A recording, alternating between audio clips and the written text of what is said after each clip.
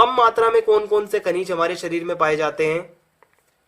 एक तो है आपका लोहा, आयरन जिसे हम कहते हैं, आयोडीन और तांबा।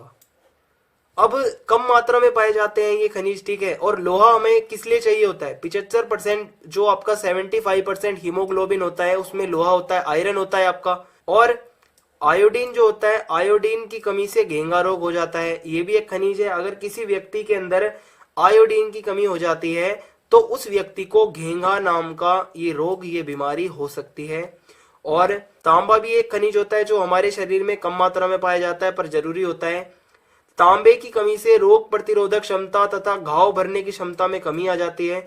अगर हमारे शरीर में तांबे की कमी हो जाए तो जो हमारी रोग प्रतिरोधक क्षमता होती है, जो हमारी बीमारियों से लड़ने की हमारे शरीर की क्षमता होती है, वो कम हो जाएगी।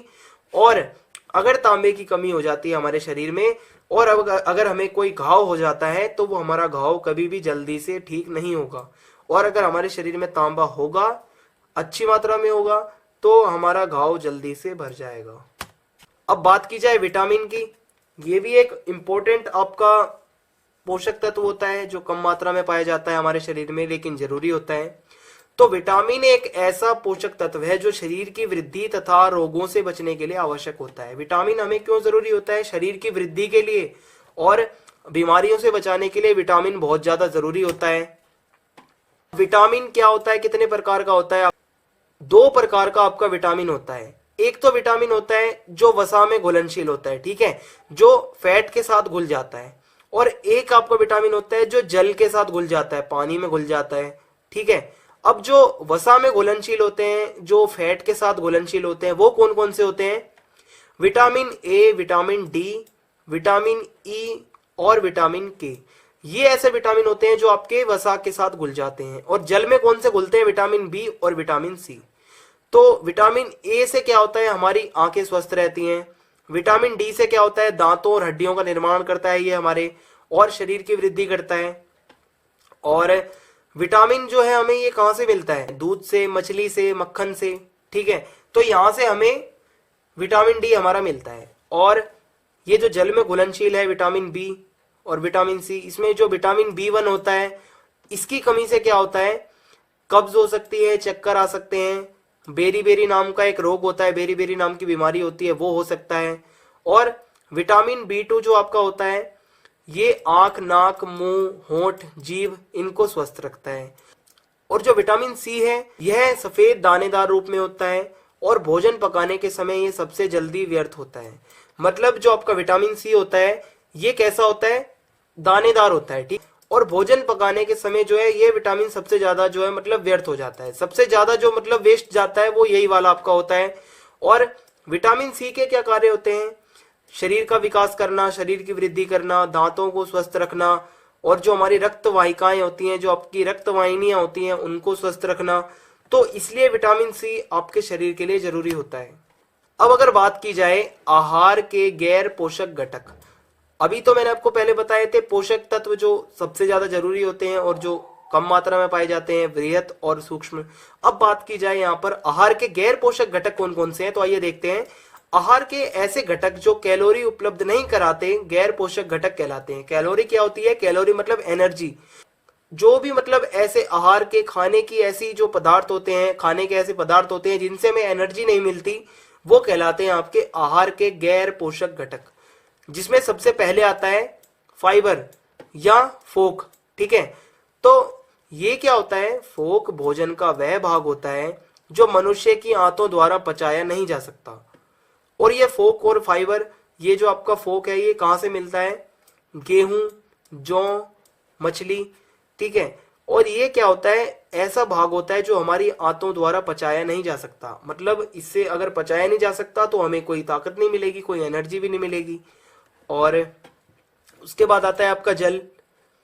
जल हमारे जीवन का मूल आधार होता है। आप सबको पता है मानव का जो एक शरीर बनता है वो 65 से 70% पानी से बनता है। जल हमारे शरीर के तंतुओं को नरम और कोमल रखता है। और जल की कमी से रक्त जो है आपका वो हो जाता है। और तीसरा है आपका स्वाद यौगिक। स्वाद यौगिक में क्या होता है? आपको पता होगा जैसे हम दूध में अपना चाय पत्ती डालते हैं, तो चाय पत्ती डालने से हमें कोई एनर्जी तो मिलेगी नहीं, स्वाद के लिए हम जो भी चीजें डाल देते हैं अपने भोजन में, उनसे हमें कोई ज्यादा एनर्जी नहीं मिलती। वो चीजें सिर्फ किस लिए डाली जाती हैं? खाने को खुशबूदार बनाने के लिए और उसकी सुगंध के लिए, ठीक है। और चौथा आपका होता है रंग यौगिक। अब ये रंग यौगिक का मतलब क्या होता है?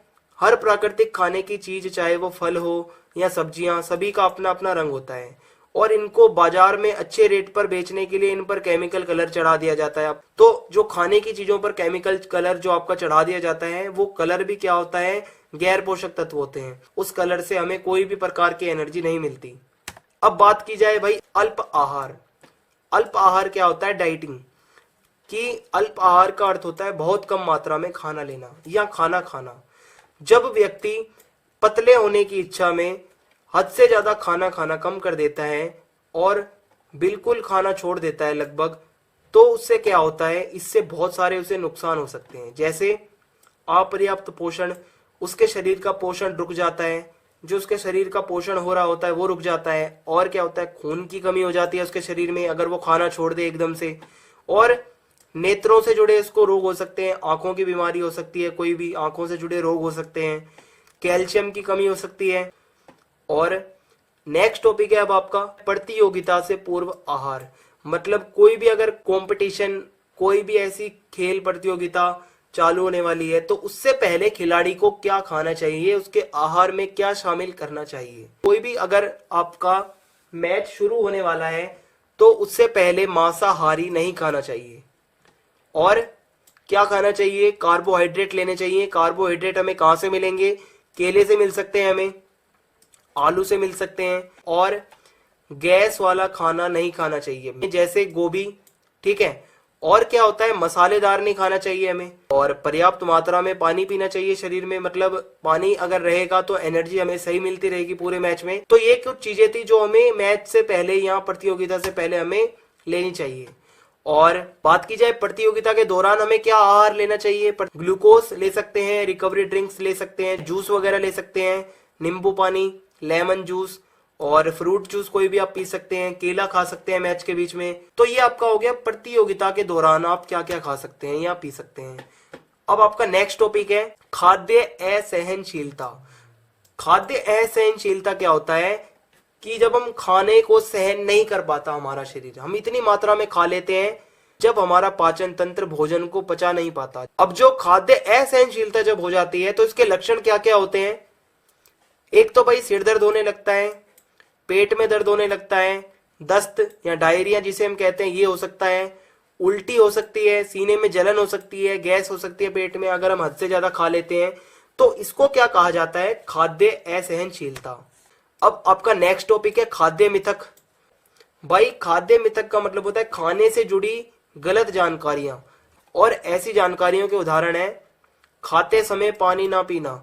ये भी एक भ्रामक जानकारी है, भ्रम फैलाया जाता है पर ऐसा कुछ होता नहीं है। और भूखे रहने से वजन घटता है, ये भी एक भ्रम फैलाने वाली जानकारी है, ऐसा कुछ नहीं होता। और मछली खाने के बाद दूध ना पीना। तो ये जो आपके होते हैं गलत जानकारियां होती हैं जो खाने को लेकर हमें बताई गई हैं बचपन से लेकर। और इतना ही था आपके सेकंड चैप्टर। जय हिंद, जय भारत, धन्यवाद।